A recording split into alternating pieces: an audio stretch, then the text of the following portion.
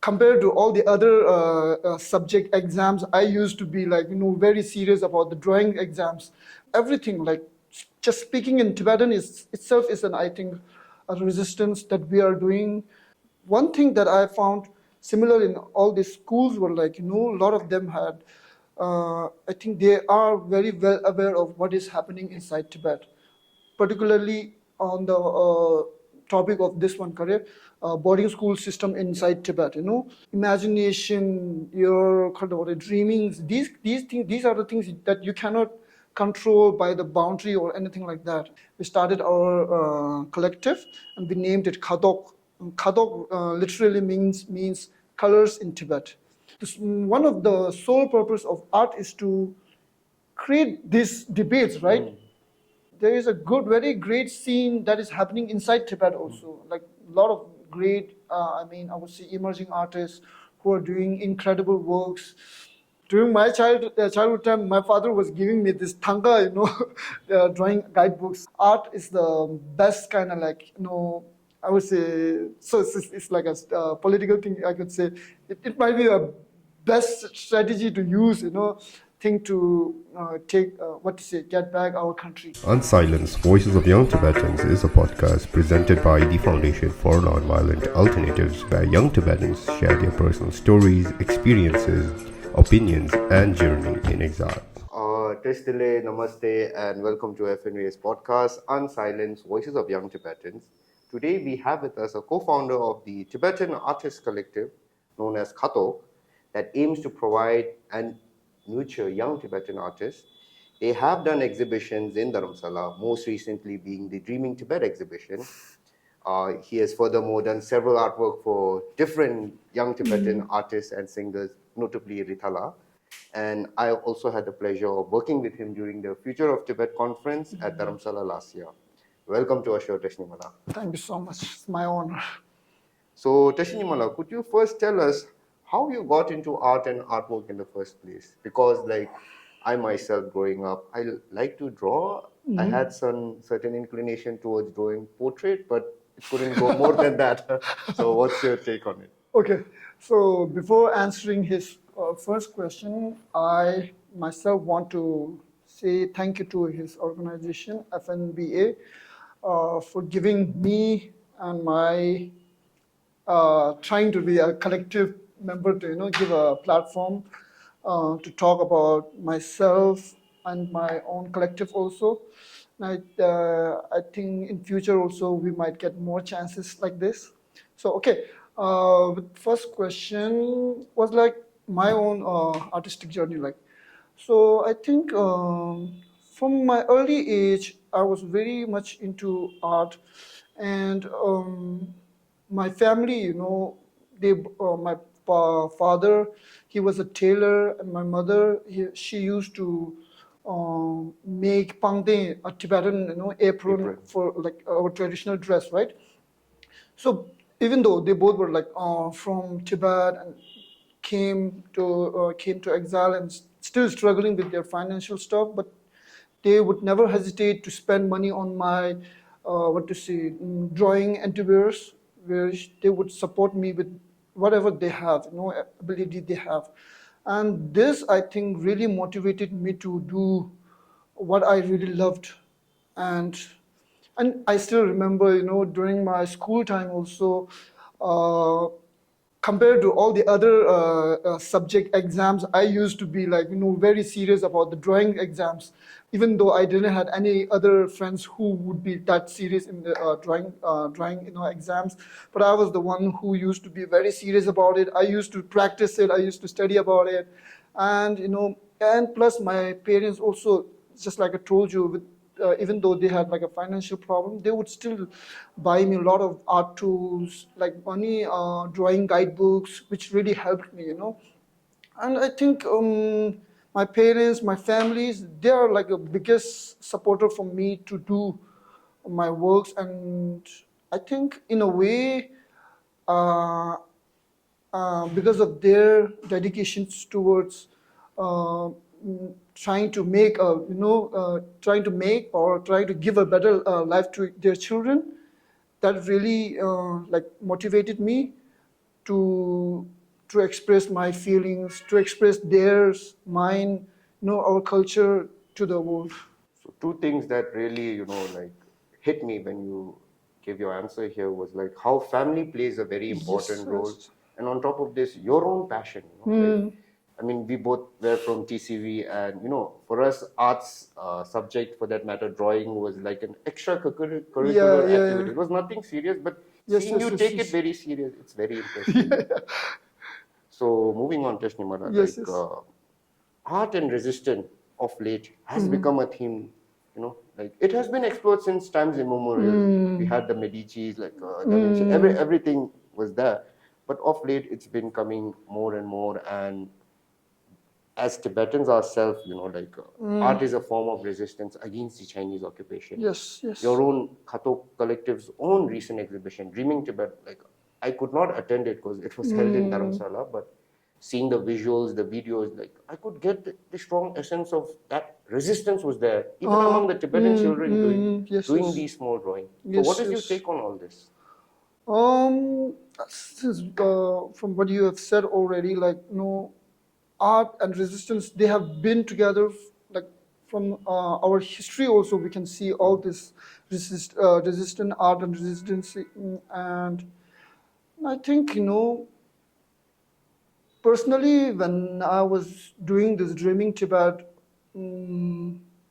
project, I really realized, as a Tibetan living in an exile, and plus, I think whatever you create, as being a Tibetan exile, and I think it becomes like a art form which is like resisting the power, which is trying to erase, which is like PRC, right? People's Republic of China, who is trying to erase our identity, culture, tradition, whatever they are trying to do. And here we are trying to revive those things, or to stop that erasure that they are trying to get. And us expressing, not only doing art, or also I think everything, like just speaking in Tibetan itself is I think a resistance that we are doing. Maybe on a street level also, selling a laughing might be also, I think is a resistance that we are doing here, and with our Dreaming Tibet project, I really felt that it was like a act where we were telling Chinese government, we are still not forgetting about Tibet. We still have this in our mind, and we will work on it. And our younger generation are also into it, and they will also not forget that easily, because other things you might be able to control, right? But imagination, your kind of dreamings, these things, these are the things that you cannot control by the boundary or anything like that. And in a way, the project went really successful, and a lot of students were like, I think, and a lot of not only students, but then I think a lot of adults were also very much surprised by the younger generation's expression towards their not being inside Tibet, but still, having this knowledge of what is happening inside Tibet. The project was really successful, and I hope in future also we might, able to continue this kind of, projects. So talking on Dreaming Tibet project, like you visited a certain school was taken up for this project, right? TCV Chontra, if I'm not wrong. So do you think that the children studying in TCV Chontra had an impact on their drawing, or them being a Tibetan itself made them draw such drawings? I would say each school has like a different kind of environment. Like even though we had like a very low number of school participating, but still these 5 schools also have like a very different kind of expressions, how they are experiencing in exile, and their expression was also different. Like the school that you named, TCV Chondra, they were like, creatively wise, art wise, they were really like very, I would say they had like their level was like compared to other schools, their levels were really good. And I think one thing that I found similar in all these schools were like, a lot of them had, I think they are very well aware of what is happening inside Tibet, particularly on the topic of this one career, boarding school system inside Tibet, and I think they are very much connected to this topic, what to say, Boarding school? this boarding school thing, because they can feel it, right? They're also a school. Boarding school. They're also a school Yes. children, and I think they are really much able to connect with them. And I think that was I think a beautiful and a sad part, with this project. Actually before the project itself, I was thinking about, these kids will just draw like, joyous people, happy mountain, happy animal, happy Tibetan. But when we saw the result, it was like totally upside down, and we were really struck by these, what to say, variations of artworks that they have produced. It's like amazing.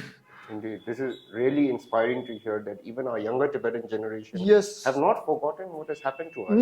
This is very crucial, and in many ways, I believe this further connects us Tibetans, those who are under occupation, and those like us who are enjoying freedom right now. So, moving on, Tashi Nyima, like you and your colleagues founded Khadhok Yes. Tibetan Artistic Collective. So, what is the reason behind it, and what are the challenges and opportunities that you all have come across till now? I would say me, Leah, and Melak, and also Jimmy Chodak. We three are still working. Jimmy Chodak passed away like last year. And I think our origin story was like, me and Jimmy Chota, we used to really talk about having an art group where we can have all these Tibetan artists coming in a group where we can share our experiences, ideas about art, what is happening around the world, and what is happening around our community also, how we can, let our community engage with the art and let them, have this more knowledge about art. So yeah, it was like a very small kind of thing that we were thinking inside our mind. But then, as life goes on, you just forgot about these things, right? Then, then one day we had a plan to do a group exhibition. Me, Jigme Chora, and Milik, we had a plan to do an exhibition. But then, on the actual day of exhibition, before like 2-3 days, JC passed away. So, with his sudden demise, we were like very struck by it, and we thought, now if we are doing this exhibition, why not do it best as we can, to also commemorate his works that he has left behind, and to show the people of our community and others peoples like how Tibetan artists are doing their works, and how they are expressing their works, right? Yeah, and after that, and then when we were actually planning this exhibition, that time we realized, like, how we Tibetan artists don't have a platform to exhibit our works, right? So we saw this gap, and we were like, oh, okay. I was also personally going through it, and all my companions, my friends, whenever you go around, they will always say, like, yeah, we have lots of work, but where is the platform to showcase our work, right? Even if you go to these big exhibition spaces, they want to play the safe game. They don't want to deal with the political stuff, especially with the Tibetan political stuff. They don't see any advantages for them, right? So where they were not able to do that, we saw this thing as an opportunity for ourselves. We thought, okay, why not just do it by ourselves, not waiting for them to give us a platform? Why not create it by ourselves? And what could go wrong with this, right? So we thought, why not? Let's do it, right? So with that, we started our collective, and we named it Khadhok. Khadhok literally means colors in Tibet. So with that, we started our Khadhok, and I hope in future also we will do a lot more projects like this.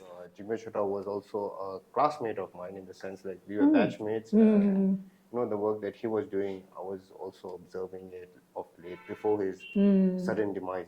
Like he really left a mark in our exiled Tibetan community, and I believe Khadhok is one of his legacy, and you all will carry it forward. Like even your first exhibition was in memory of him, which was held in the former Tibet Museum in McLeodganj, right? Yes. So here, Tashi Nyima, you raised a very interesting point about how artwork, when it certain exhibitions, certain galleries, they tend to, how should I put it? They tend to shy away when it comes to political artwork. Like, but you had the opportunity during our Future of Tibet conference. You had Kesang Lamdala, Kamasuchula. So working with them, like who have been working on political artwork, what did you gain, and how do you see yourself in the coming years? Before coming to this Future for Tibet, also during my artistic exploration time, also like I was also very much struggling about, how art as a what to say, if you want to make money through art, how you choose your certain kind of themes is also very much dependent, right?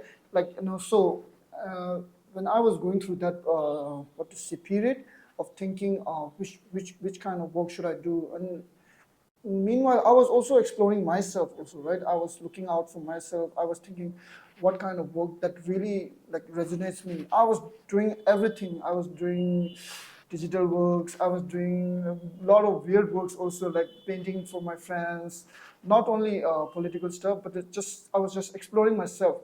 Doing cover art for Rita also. Yes, cover art for Rita. Like just doing everything, right? But at the same time, I was also trying to my inner self, where I was like, I have to express some of my authenticity through artworks, right? So that's when I realized, like, me as a Tibetan artist who lives in exile, who has this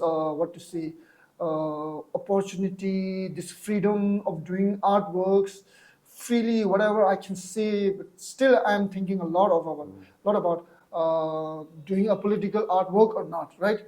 This is kind of thing that the Tibetans inside Tibet are not able to do freely, right? But here I am, don't have any restrictions from any so-called government or anything like that, but still I'm not doing it.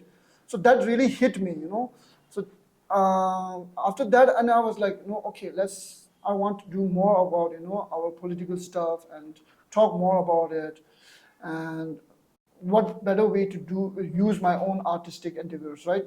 So, and after that, I was like, okay, now I will do whatever I can from my art to talk about my situations about Tibet. And with the FOT also, when I met Kesang Lamda especially, Kamasuchula, I always knew him. Like, he really inspires me a lot also. Kesang Lamda also, they both, when we were talking with them, they were also actually had like a very great experience, Both individuals were really bold.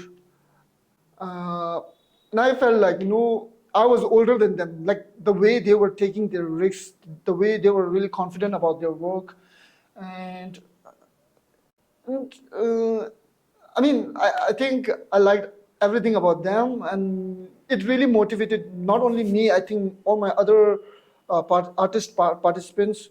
They were also really moved by these two, individual, or senior artists. Yeah. Indeed, and could you talk more about the artwork that you all produced, the lion where... A lot of controversies. Okay. In a artwork, maybe if you can show it somewhere, I don't know. In a artwork, you can see a snow lion, a Tibetan mythical snow lion, which is being ridden by a girl.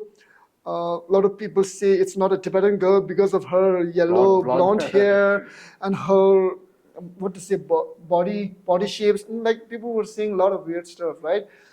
But I think this painting didn't come out in 1 week or something like that. It was like I think before our workshop period also, we had like a month or two discussions, sharing our ideas about what to paint, what we want to say through these works.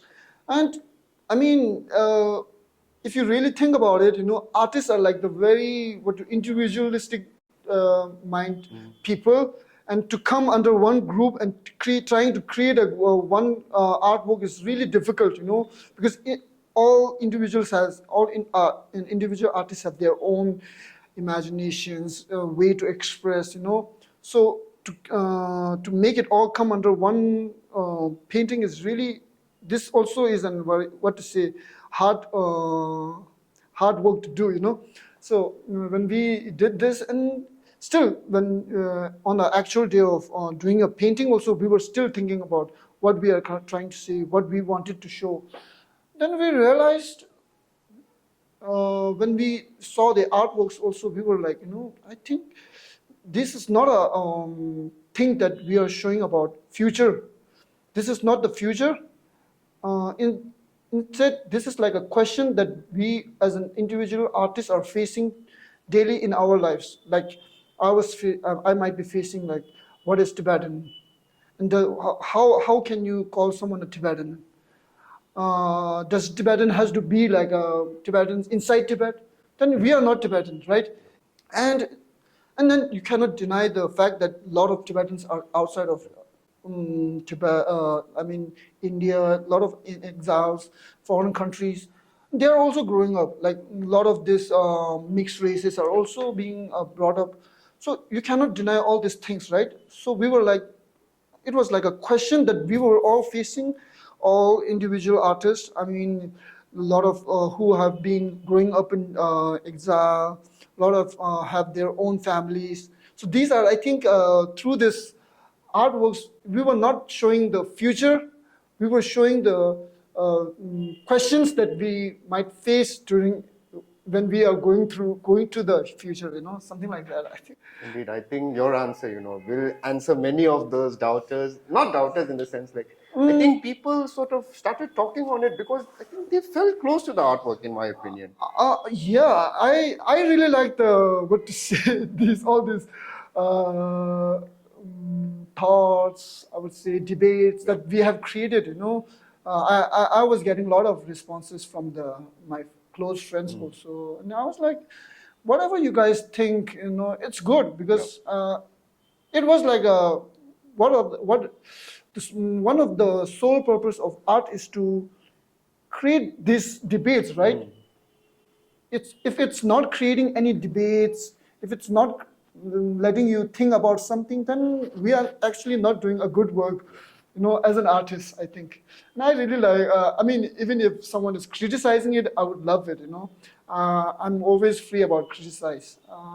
And I take it as a learning thing for myself also. That shows that they have looked seriously in the artwork and your work. Yeah.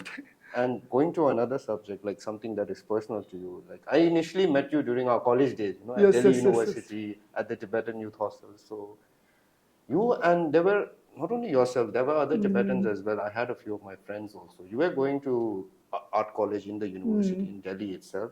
So what were your experience there? And, are there any major takeaways that you felt through your studying experience here in Delhi? I would say not not directly related to college, but I would say, when me and my 4 or 5 Tibetan friends, when we were looking out for college, what problem that I felt like we were facing was like, when you go to the college admissions, they will always ask you like, did you study art subject in your school time till 12? And which was like, with that question also, I was really surprised by it, because in our school time we didn't had any art subject, like, especially after your 5th grade or something like that, right? After that you don't get any chance to study art subject. I don't know, and I don't know who else. I don't think a lot of exile schools has this kind of subjects. till 12, right? So we were facing a lot of that problems, and I think during our college time also, when we started our college also, we were like very lacking in this kind of knowledge. And when you go to college, then it's like now you're studying a whole new subject. There are a lot of technicalities in the art itself also, like technicalities, practices, theories that is like very new to you. Plus also you're experiencing this cultural, what to say, things that you have not been facing during your school times, right? During school times, you are just surrounded by Tibetan Tibetans. friends, Tibetan teachers, Tibetan staffs. You are in this very, what to say, comfort zone of your, what to say, school, right?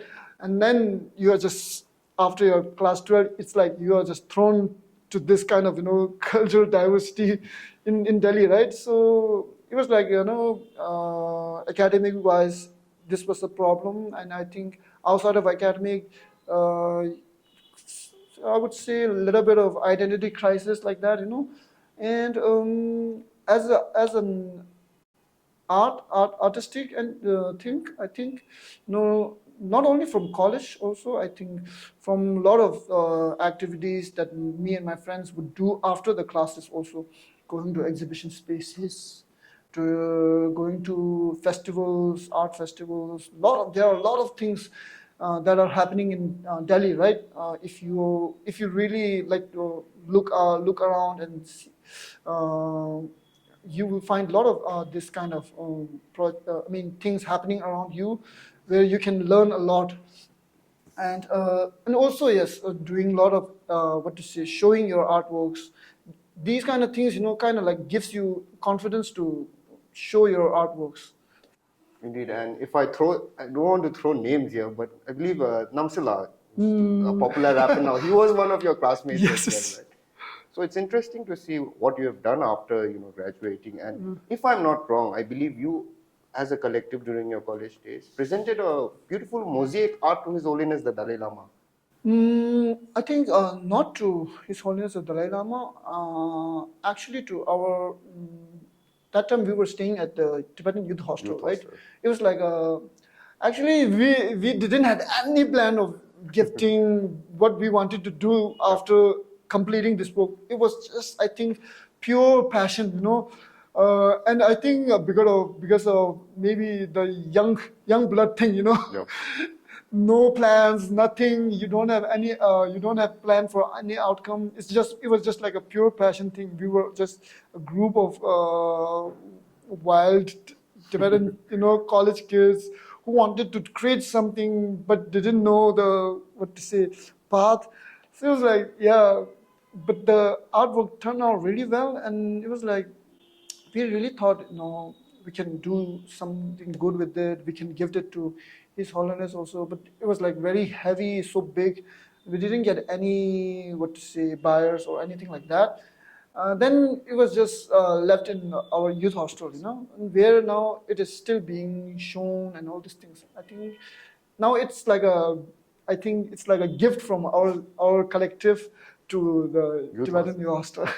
So, Tashi Nyima, you brought this up when we were talking about Dreaming Lhasa, how, like, even though Dreaming Tibet. sorry, how I'm getting confused with the movie. There is a movie called Dreaming Lhasa, I believe. So, Dreaming Tibet, your exhibition, where young Tibetans in exile, they have the same idea of what's happening and connecting with our brothers and Yes, sisters yes, in yes. occupied Tibet. So, as a Tibetan artist yourself individually and Khadhok as a collective, are you able to connect with Tibetans inside occupied Tibet? I mean, if not directly through their artwork, because your art is being shared, even they are doing artwork. Yes, yes. So, is there some, like hidden messages or like, inspiration to each other? Sure. I think, unfortunately, as a collective, we didn't get any, any remarks or feedbacks or anything like that from inside Tibet, especially, But around the globe, other than Tibet, I think we are getting good responses. But I would say individual wise, I'm also getting a lot of messages, plus good messages from some few artists that I know, I will never say the names, but then they would say like, you guys are doing such an amazing work, and individual wise, we would always be like, supporting each other, encouraging each other. I would see their work sometimes, and I would tell them, your works are so amazing, and there is a very, what to say, there is a good, very great scene that is happening inside Tibet also. Like a lot of great, I would say, emerging artists who are doing incredible works, and I think they are also looking at us, and we are also looking at them. In a way, we all are like inspiring each other. And in a way, this is a very beautiful thing. Although they cannot say a lot of things because of their situations inside Tibet, right? And we kind of have this freedom to express it. And when they see our works, they are like really moved by it. They're like they really would compliment our works. So through this, I'm remembering the late Pema Sidney's work. Yeah. Even he was sort of sharing the idea that we Tibetans in the exile and the diaspora like do our work in pro. We are watching, Yes, they are yes. watching. So it's really interesting to know that this connection is there, and I believe this will be forever, because we are Tibetans at the end of the day, wherever we are. So this is something very interesting. And moving on, like it's been almost 2 years, if I'm not wrong, since Khadhok as a Yes. collective has come into being. Almost, yeah. So what do you see yourself individually and Khadhok as a group doing in the coming years? And any projects that you want to announce, Individual wise, I have my own projects that I am going through. For that matter, I don't really want to speak that much. But then, as a Khadhok, as our collective, I think this year we had like our main two projects. One was like Dreaming Tibet project, which was like a kind of like a engagement project that we wanted to do with our community, right? So it was specially focused on our grassroots level kind of engagement. So that's why we did it with the school childrens. Now our like annual exhibition project, this is coming on 1st November. So it's like a month away from now, and where we are going to have like almost 20 Tibetan professional artists from different countries, not only in India. So we are going to showcase their works, and it's a project where we are trying to, as our Khadhok's mission, we are trying to give them a platform to showcase their works. So we are really excited about it. I think and this project itself is like our annual project that we are going to do it annual wise. Indeed, very interesting. And everyone, I think, he has announced it and made it clear that from 1st November onwards, just save your dates. Like their exhibition is going to be live in person in Dharamshala. So oh yeah, you can also buy it. Last year we tried our auction thing, I think, but this year I think since our organization, our collective is not so, what to say right now, not so well established financial wise, we are also facing a little bit problems. So that's why we are going to sell the artworks that artists have given to us, and with this, when we sell these artworks, certain amount will be kept by us to sustain our own collective, and with this money we will try to kind of like improvise our Tibetan artist community. So definitely don't miss your opportunity here. Like you might not only observe amazing Tibetan artwork by Tibetans themselves, but also be able to get your hands on it, So moving on, Tashi Nyima, like this is something that has been talked time and again, Even you've mentioned it right now, how artists and their community have not been taken into the mainstream. But of late, I myself, it's my own personal opinion, I see there is some change, like your group are coming up. There are a lot of young Tibetans who have these portfolios as Instagram pages, sharing their artwork. Yes. And more recently, the biggest thing that happened was, like you're aware, Tenzin, his artwork of mandalas, mapping of Tibet, presented at the Met Museum in New York, is amazing. So how do you think we as a community, as a whole, can bring art to its full potential? Yeah, starting from the why nowadays there are a lot of sudden surge of Tibetan artists, right? So I would say because of the situation of Tibetan community also, because when we came first from Tibet in exile, our main focus was not about doing artworks or something like that, right? Our main focus was like to survive. Our main priority was that during that time, which is, I would say, understandable, right? And then moving forward, as our community grew, I think financial wise also nowadays a lot of people in our communities are being stable in financial wise, and I think this kind of gives people the time to reflect on their culture and kind of show how to show their art, how to show their these stories through art, right? And that's why I think a lot of nowadays, a lot of a lot of Tibetans, especially the younger artists, I would say, are coming up a lot. And to improvise these artist things, I think sometimes it is a funny thing also, but then I would say criticize our work more. In a way, if you create this kind of debates, if you engage more through art. It doesn't always have to be like a good feedback also. You can give us bad feedback also. We will take it. If you give good advice also, we will take it. Because as an artist, before taking feedbacks from others, we have already given a lot of feedbacks to ourselves. We are already criticizing ourselves a lot. So it's like, I don't think it's a bad thing if we do this kind of debates. It's like. We both are helping each other, you are helping me and I'm also helping you to think something new, and you are also giving me a new perspective to think about my own work, which actually will encourage me to do something new also, right? And I think main thing is like be engaged with the artists, talk about it. Something like that, I think. Indeed, Tashi Nyima. So, it's not really a big thing, like small things. There are like big things that you can do, but then I think on a ground level, these are the smallest things that you can do. Every individual can do, right? Every individual can appreciate an art. He might say, this one is good, this one is bad. This kind of things, kind of like starts this kind of movement, I think. Definitely, Tashi Nyima. So, I wanted to stop it, but a question came to my mind, it's very interesting of how, we have young Tibetans like you yourself bringing out Tibetan artwork through other forms, but we have our own traditional artwork. There's a thanga there itself, yes. a doma, green tara we call it. So I've been hearing, I think many people have also known about the fact that these sort of artworks are declining in some sense. Like, what is your take on this?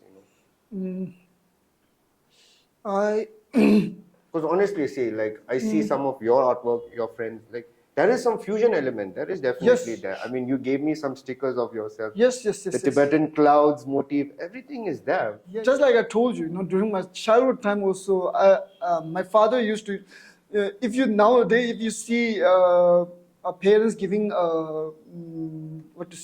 drawings guidebook to their children, it would be like face posture, shading, and all these things. During my childhood time, my father was giving me this thanga, drawing guidebooks. So for a lot of Tibetan kids, I think watching these thangas, especially I would say.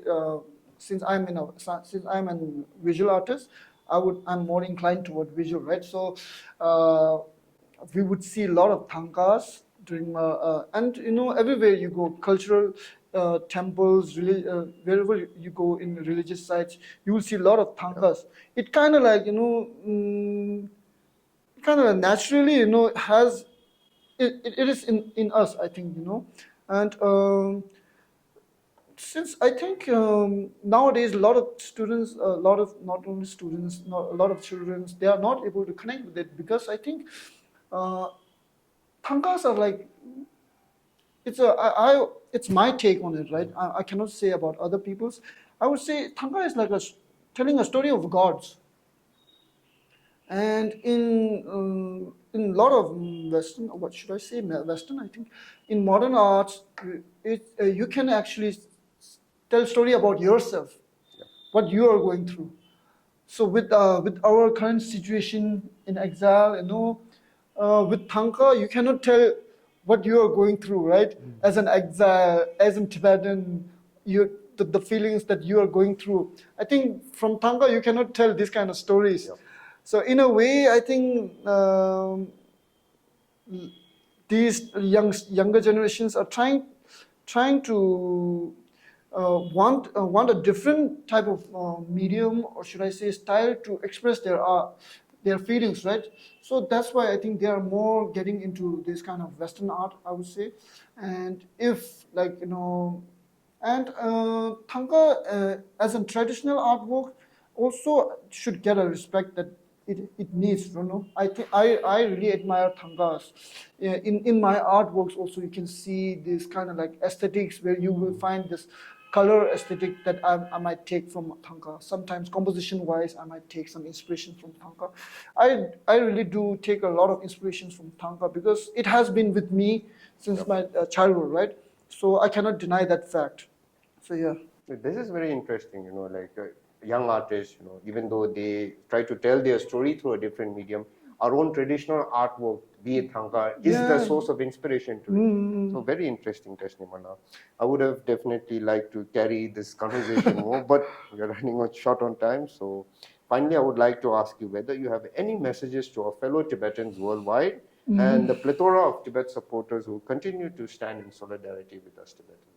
Okay, so for all my Tibetan peoples and the supporters, I would say keep supporting our cause, and especially to artists also. Since I'm an artist, I would say to all the artists, singers, be it writer, be it poet, or whatever, because since history also, since the history, in history also you will find a lot of these things that we can see, hear, or watch, right? All these things are because of one kind of like crazy artist who was doing his thing, and fortunately for us, we can now see his works and think about, know that these kind of things has happened in history, right?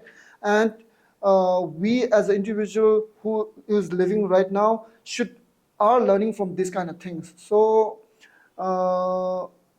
as a Tibetan, I think, and for our resistance also, art can really help us a lot, since we are saying we want to bring or get our country back by non-violence things, right? And I think if you really want to do something by non-violence, art is the best kind of like, I would say, so it's like a political thing, I could say. It might be a best strategy to use, thing to get back our country like that. And keep supporting us. And moreover, keep supporting artists of your own country, whoever is creating something, I mean, little supports is also matters, It doesn't have to be like, now you have to do big things. Just saying, someone who is doing and drawing also, you can tell them, hey, you are doing great works. This kind of also small things also inspires that person a lot, Yeah, something like that. Thank you. So with that, Tashi Nyima, like there is a saying that, a picture, for that matter, an art speaks louder than words. So on that note, I believe all our audience who would be tuning in would know much more about what Tibetan artists are doing. Yes. And we from the Foundation for Nonviolent Alternatives thank you and your team, Thank you so much. Khadhok Collective, for taking time and coming to our show. And please don't forget, if you want to know more about them, they have their website, their email contacts, and especially their Instagram channel. So do follow them. And thank you so much, Tashi Nyima. Thank you. More updates and videos by FNVA. Click on the link and please subscribe to our channel. Thank you for watching.